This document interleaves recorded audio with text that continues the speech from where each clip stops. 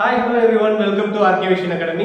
JW Foundation series பார்த்துட்டு இருக்கோம். அதுல நம்ம இன்னைக்கு பார்க்க போற क्वेश्चन வந்து ஒரு time and distance based problem. அதாவது ட்ரெயின் ப்ராப்ளம் ஒன்னு பார்க்க போறோம். சோ क्वेश्चन எழுதி இருக்கேன். क्वेश्चनோட சிச்சுவேஷனை கிளியரா எக்ஸ்பிளைன் பண்ணிடுறேன். என்ன சொல்லிருக்காங்க அப்படினா பாயிண்ட் A ல இருந்து பாயிண்ட் B க்கு ஒரு பையன் டிராவல் பண்ண போறான். எப்படி டிராவல் பண்ண போறான்னா half distance ட்ரெயின்லயும் ரெஸ்ட் ஆஃப் தி டிஸ்டன்ஸ் வந்து கார்லயே போறான்.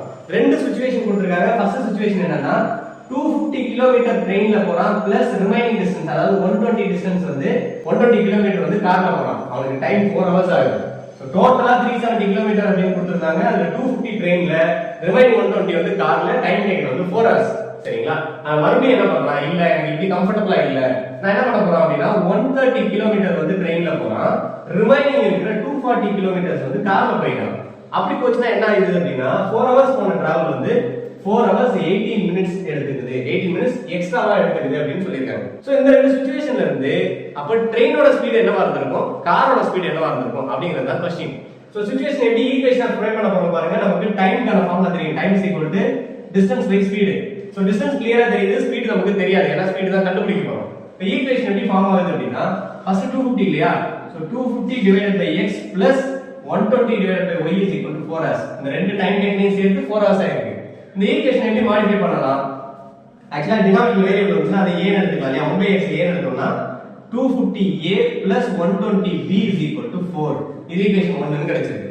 ரெண்டாவது சிச்சுவேஷன் 130 கிலோமீட்டர் ட்ரெயின்லயும் 240 கிலோமீட்டர் வந்து கார்ல போறாங்க இல்லையா? சோ இப்போ இது எப்படி எழுதுறோம்? 130 divided by x plus 240 divided by y is equal to இந்த 4 hour 18 minutes கன்வர்ட் பண்ணுங்க. 418 by 60 இத கேன்சல் பண்ணோம்னா 3 by 10 ன்னு வரும். LCM எடுத்தோம்னா 43 by 10 அதாவது mixed fraction ஃபிராக்ஷனா மாத்திங்க. It becomes 43 divided by 10.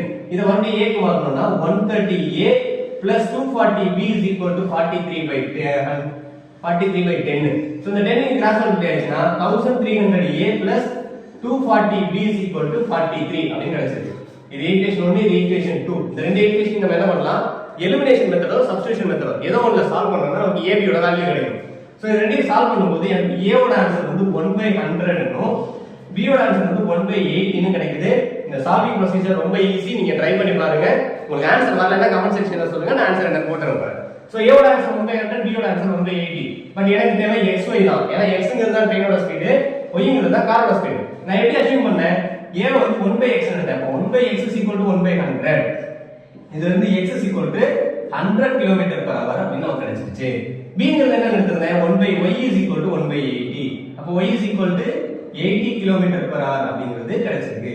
So இதுல இருந்து நமக்கு என்ன தெரியுது? ட்ரெயினோட ஸ்பீட் வந்து 100 km/h னும் காரோட ஸ்பீட் வந்து 80 km/h னு கிடைச்சிருக்கு. Thank you.